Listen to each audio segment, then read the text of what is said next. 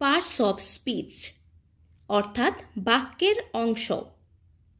একটা বাক্যের মধ্যে অনেকগুলো শব্দ থাকে, সেই শব্দগুলোর এক একটাকে বলা হয় এক একটা অংশ।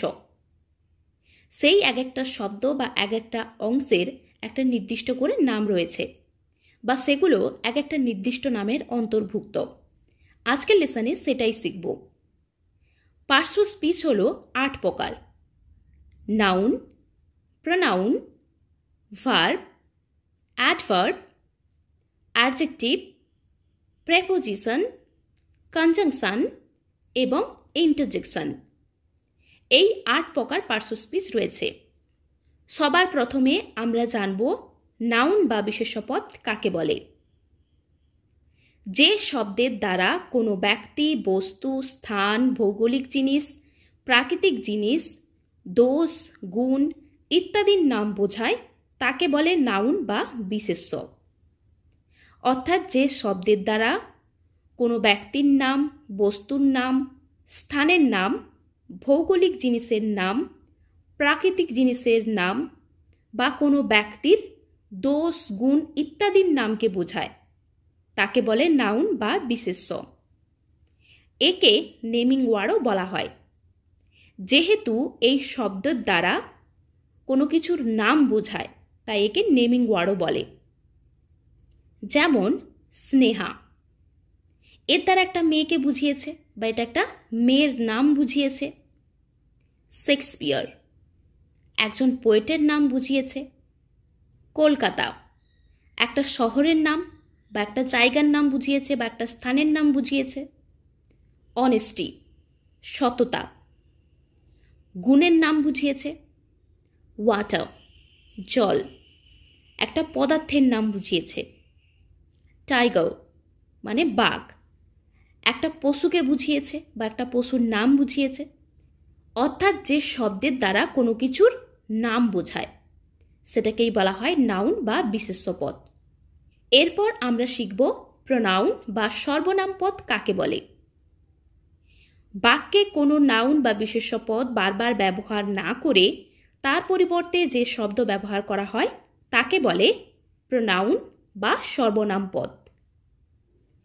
দেখবে আমরা যখন কারো সম্পর্কে কোনো কথা বলি বা অনেক কিছু কথা বলি তখন বাক্যের প্রথমে একবার সেই ব্যক্তিটির নাম বা সেই বস্তুটির নাম আমরা লিখি। তার পরবর্তীকালে পরের যে বাক্যগুলো আমরা লিখি সেক্ষেত্রে কিন্তু আমরা সেই নামটা বারবার ব্যবহার না করে তার পরিবর্তে আমরা she, he, it, I, my, his, her, they, we, us, our, their এই সমস্ত লিখি। এগুলোকেই বলা হয় প্রোনাউন। আমরা যখন কোনো মেয়েকে বোঝাই বা কোনো মেয়ের নামের পরিবর্তে কিছু বোঝাতে যাই তখন সেক্ষেত্রে কিন্তু আমরা প্রোনাউন হিসেবে ব্যবহার করি সি। ছেলের নাম থাকলে সেক্ষেত্রে আমরা তার পরিবর্তে লিখি হি। কোনো বস্তুর নাম যখন বোঝায় তখন তার পরিবর্তে আমরা ব্যবহার করি ইট। এই নাউনের পরিবর্তে ব্যবহৃত এই শব্দগুলোকেই বলা হচ্ছে প্রোনাউন। এরপর আমরা শিখব ভার্ব বা ক্রিয়াপদ কাকে বলে। যে শব্দের দ্বারা কোনো শারীরিক বা মানসিক ক্রিয়াকে বোঝানো হয় তাকে বলে ভার্ব বা ক্রিয়াপদ। যেমন ধরো প্লে। প্লে মানে হলো খেলা করা। এটার দ্বারা একটা শারীরিক ক্রিয়াকে বোঝানো হয়েছে, অর্থাৎ এটা একটা কাজের নাম বুঝিয়েছে, তাই এটা হলো ভার্ব। থিঙ্ক। থিঙ্ক মানে হলো ভাবা বা চিন্তা করা। এটা একটা মানসিক ক্রিয়াকে বুঝিয়েছে। স্লিপ মানে ঘুমোনো। এটাও একটা মানসিক ক্রিয়াকে বুঝিয়েছে। রিড মানে পড়া। রাইট মানে লেখা। ইট মানে খাওয়া। টেক মানে নেওয়া। গিভ মানে দেওয়া। এইগুলোর দ্বারা কোনো না কোনো কিছু কাজ করা বুঝিয়েছে, তাই এগুলোকে বলা হয় ভার্ব বা ক্রিয়াপদ। ওকে, এরপর আমরা শিখব অ্যাডভার্ব বা ক্রিয়া বিশেষণ কাকে বলে।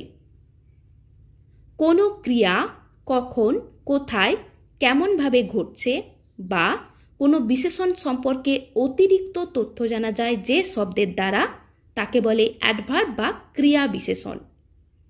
অর্থাৎ অ্যাডভার্ব হবে এমন একটি শব্দ যেটি কোনো ক্রিয়া সম্পর্কে বা ভার্ব সম্পর্কে এবং অ্যাডজেক্টিভ সম্পর্কে আমাদের অতিরিক্ত তথ্য দেবে।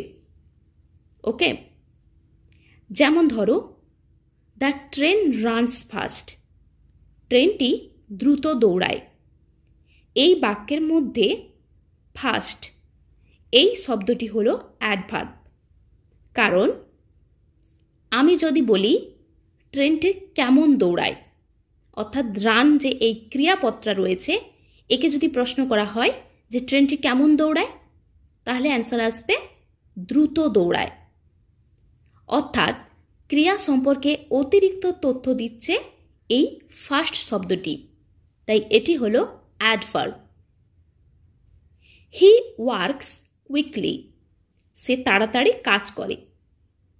এই যে এখানে ওয়ার্কস, এই যে ভার্বটি রয়েছে, একে যদি প্রশ্ন করা হয় যে কেমন কাজ করে, না তাড়াতাড়ি কাজ করে, তাহলে এখানে কুইকলি শব্দটি ভার্ব সম্পর্কে আমাদের অতিরিক্ত তথ্য দিচ্ছে বা ভার্ব সম্পর্কে আমাদের অতিরিক্তভাবে বিশ্লেষণ দিচ্ছে। তাই এখানে কুইকলি হলো adverb. It is very hot, এটা হয় খুব গরম। তাহলে এটা কেমন গরম, না খুব গরম, তাই এখানে ভেরি হলো adverb.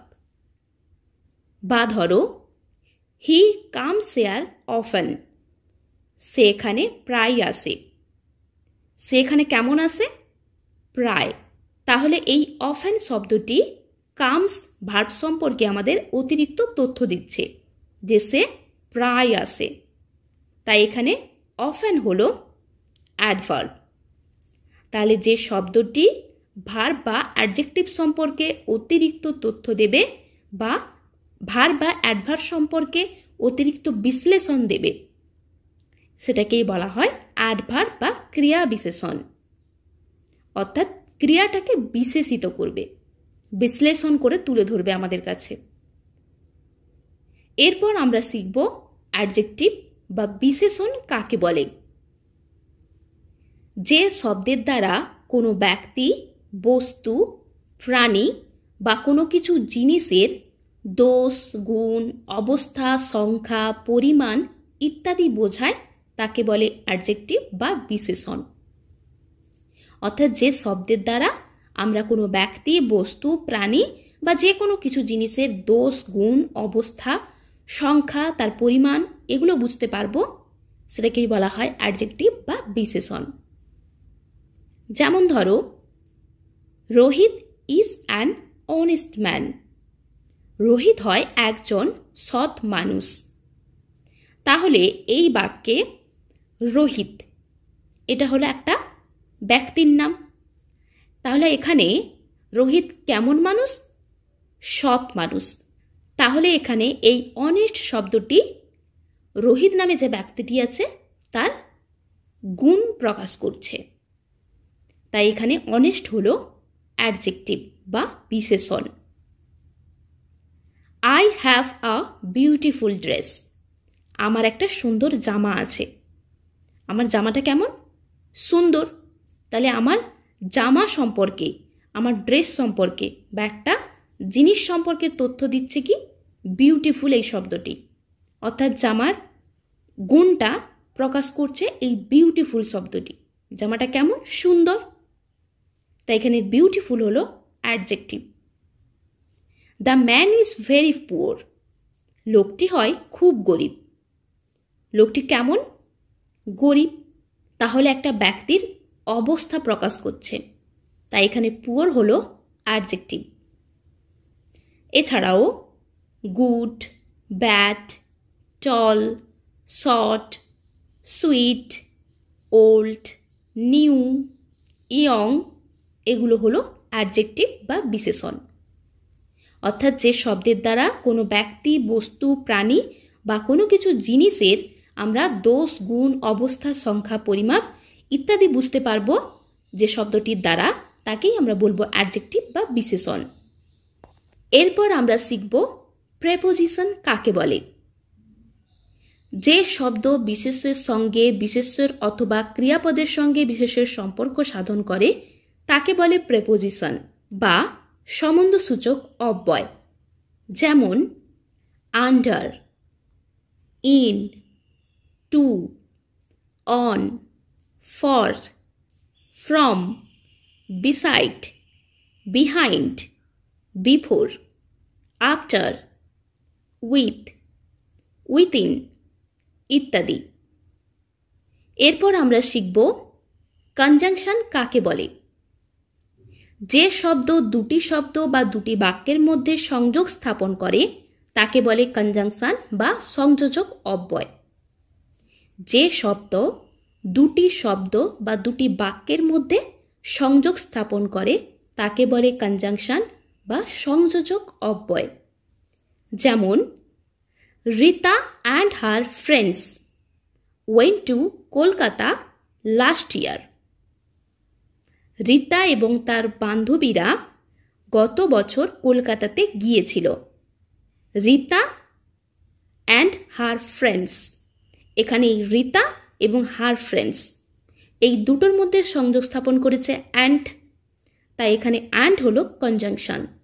He is poor but honest, সে গরিব কিন্তু সৎ। এই বাক্যে পুয়ার এবং অনেস্ট এই দুটি শব্দের মধ্যে সংযোগ স্থাপন করেছে বাট, তাই এখানে বাট হলো কনজাংশন। ডু অর ডাই, করো অথবা মরো।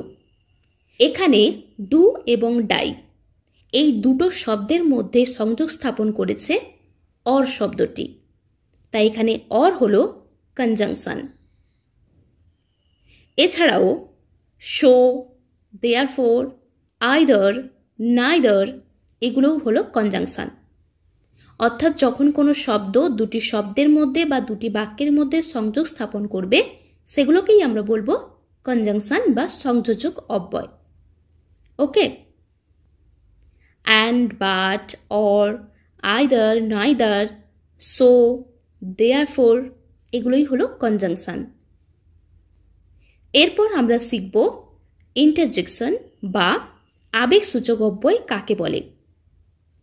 যে শব্দের দ্বারা আমরা মনের আবেগ, অনুভূতি, ইচ্ছা, ভালোবাসা, ঘৃণা বিভিন্ন ধরনের অনুভূতি প্রকাশ করে থাকি সেগুলোকেই বলা হয় ইন্টারজেকশন বা আবেগসূচক অব্যয়। যেমন ধরো alas, he is no more. হাই, সে আর বেঁচে নেই। এখানে এই অ্যালাস আমরা বলছি যে হাই, সে আর বেঁচে নেই, তাহলে একটা দুঃখ প্রকাশ করছি এই অ্যালাস শব্দটির মাধ্যমে, তাই এখানে অ্যালাস হলো interjection. Hi, how are you. Hi, তুমি কেমন আছো। এখানে এই হাই শব্দটি দিয়ে আমরা কাউকে সম্বোধন করছি বা আমাদের মনের উচ্ছ্বাস প্রকাশ করছি, তাই এখানে হাই হলো ইন্টারজেকশন বা আবেগসূচক অব্যয়।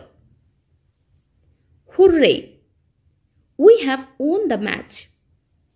হুররে, আমরা ম্যাচটা জিতে গিয়েছি। এখানে এই হুররে শব্দটির দ্বারা আমরা মনের উচ্ছ্বাস প্রকাশ করছি বা কোনো একটা অনুভূতি প্রকাশ করছি, তাই এখানে হুররে হলো ইন্টারজেকশন বা আবেগসূচক অব্যয়। এছাড়াও হোয়াট, হাউ, ফাই, ও এগুলো হলো ইন্টারজেকশন বা আবেগসূচক অব্যয়। অর্থাৎ যে শব্দের দ্বারা আমরা আমাদের মনের যে কোনো অনুভূতি, আবেগ, ইচ্ছা, ভালোবাসা, ঘৃণা, দুঃখ, করুণা, উৎসাহ ইত্যাদি প্রকাশ করে থাকি তাকেই আমরা বলবো ইন্টারজেকশন বা আবেগসূচক অব্যয়। এরপরেও যদি তোমাদের কোনো রকম কোনো ডাউট থেকে থাকে তাহলে তোমরা কমেন্ট বক্সে কমেন্ট করে জানাতে পারো।